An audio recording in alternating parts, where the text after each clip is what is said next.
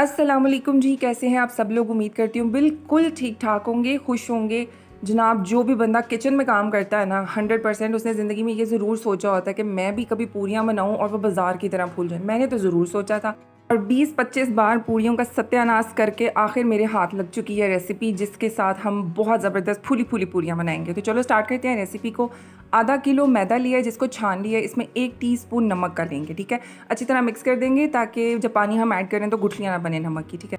नीम गर्म पानी के साथ इसका आटा गूंद कर तैयार करेंगे और आटा इसका टाइट गूंदा जाता है। मुझे हमेशा यही मिसकंसेप्शन था कि पूरी का आटा नरम होता है, जबकि नरम नहीं होता।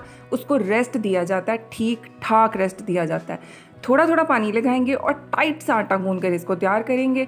जिस तरह आप देख रहे हो, बिल्कुल थोड़ा थोड़ा पानी लेंगे और नीम गर्म पानी लेंगे हम, ठीक है। और इसको हम टाइट सा आटा गूंदेंगे और इसको हम रख देंगे आधे घंटे का रेस्ट देने के लिए। ऊपर हल्का सा घी का हाथ लगाएंगे। गीला कपड़ा है उससे कवर कर लो, क्लिंग फिल्म है तो उससे कर लो, जिस भी चीज़ से आप कवर कर सकते हो। अच्छी तरह इसको कवर करके रख देंगे और अब इसको हम 1-2 मुक्कियाँ और देंगे और इसके पेड़े बना के रख देंगे। पेड़ों के ऊपर दोबारा से घी लगाया जाएगा, ऊपर नीचे अच्छी तरह से। स्टेप बाय स्टेप रेसिपी को फॉलो करना। ना रिजल्ट अच्छा आया तो मुझे आके फिर बताना। आप 100% आपकी पूरियाँ फूलेंगी, हो ही नहीं सकता कि ना फूलें। पहले मुझे भी लगता था इसमें सोडा डालेंगे, ये डालेंगे, वो डालेंगे तो फूलेगी, बिल्कुल भी नहीं। सिर्फ और सिर्फ आटे का और घी के टेम्परेचर जिसमें हमने फ्राई करना है उसका ट्रिक होता है सारे का सारा। अब अगर आपको खुशके की ज़रूरत पड़ेगी तो बेशक उसको लगा लेना। उससे सिर्फ इतना होता है कि आपका जो घी होता है ना वो गंदा हो जाता है, बट मैं हमेशा ही खुशका यूज़ करती हूँ अगर ज़रूरत पड़े तो, ठीक है।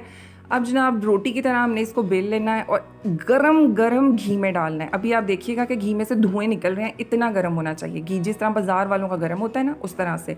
बिल्कुल कट नहीं किया। आप खुद देखो, पूरियाँ फूलेंगी और सारी की सारी फूलेंगी, 100% गारंटेड। देखो, ऊपर से प्रेशर देंगे चम्मच का, हल्का हल्का हल्का हल्का करके, और ये पूरी फूल जाएगी। और कलर चेक करो आप, किसका दिल नहीं करेगा कि वो इतनी आसान रेसिपी को घर पे ट्राई ना करे। ज़रूर ट्राई करना, पूरियाँ बहुत मज़े की बनेगी। चने की, अचार के, सलाद की, सूजी का हलवा जो हलवा पूरी के साथ मिलता है, सबकी रेसिपी चैनल पे अपलोडेड है। ज़रूर जाकर विजिट करो चैनल को, सारी रेसिपीज़ आपको मिल जाएंगी। ये देखो माशाल्लाह कितनी ज़बरदस्त पूरियाँ फूल कर तैयार हो रही हैं।